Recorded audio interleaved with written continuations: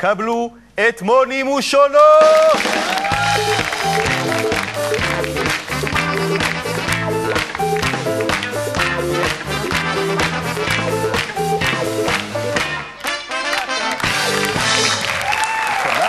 כן, אתה הפרומואים וזה. קישורים, לא, יפה. שלומך כבודו? קודם כל כבוד גדול שהגעת. אני שמח להיות פה. אני מאוד שמח להיות פה. סוף כל סוף רואים אותם. כן. חזרת מכאן לאחרונה. הייתי שם? כן, ראינו. האמת שרואים אתכם, כל הישראלים, עם כל הכבוד הגדול והפרסים, כשאתם צועדים על השטיח האדום, זה תמיד איכשהו נראה עם החליפות הסחורות מהבר מצווה של הילד. זה נכון, אבל גם הסטארים האמריקאים באים עם סחור, אני חושב. כן, אבל להם אין בר מצווה, אז הסוכנים שלהם הם יהודים, להם יש בר מצווה. בדיוק, בדיוק. אבל תשמע, הייתי בכאן, בסדר.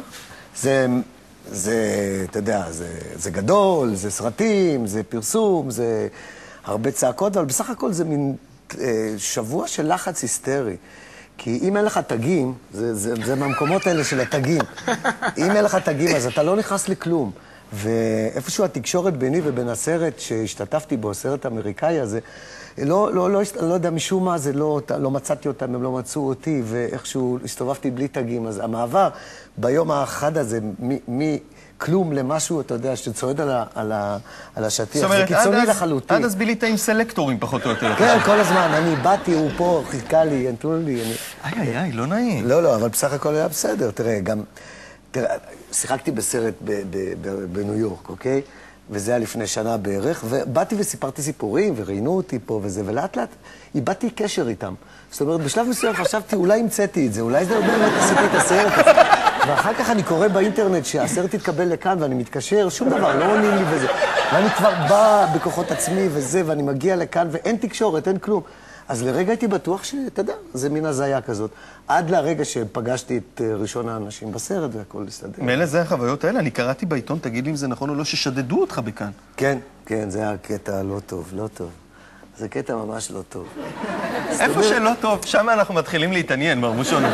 בוא תפרט מה אומר לא טוב. תראה, מיכאל בני, שגם הוא היה לו סרט ישראלי, קופרודוקציה צרפתית ישראלית, ושנינו היה לנו סרטים במסגרת התחרות הרשמית, היה איזה רגע שהוא היה צריך לעבור ממלון אחד לשני, והיה צריך להחליף בגדים, אז ניצלנו את זה ברכב שלנו, לפתוח מזוודה. תרחיב רגע היה צריך לעבור, הוא שרף חדר במלון אחד וכאילו סיפור. לא, מיכאל הוא ילד טוב, הוא לא שרף עוד חדרים, אבל היה... עוד. היה צריך לעבור מקום וללכת לארוחה מאוד מכובדת עם מנהל הפסטיבל, והוא החליף בגדים ככה בתוך הרכב, ופתחנו וזה, וניצלו את זה שני גנבים, ופתאום הופיעו לנו סימולטנית משתי הדלתות. זה היה מפחיד אימים, זה היה נורא מפחיד, אבל התגובות נורא קיצוניות. כל אחד מגיב אחרת. אני ממש התחלתי לצרוח. בלי מילים, כי תתחיל לצרוח. השפיע עליך חזק התפקידים בגרוזינית, אה? כן, מאוד. להפך, זה... לא, וגם אתה לא יודע איזה עברות, מה, תתחיל לדבר איתם בצרפתית? מסיה, פוליס, יצא לי פוליס. יפה שאתה שומר על הנימוס באירופה, גולבים אותך ואתה אומר מסיה. משהו כזה, כי אין לי אוצר מילים אחר, אני לא יודע. לפוליס יצא לי בסוף.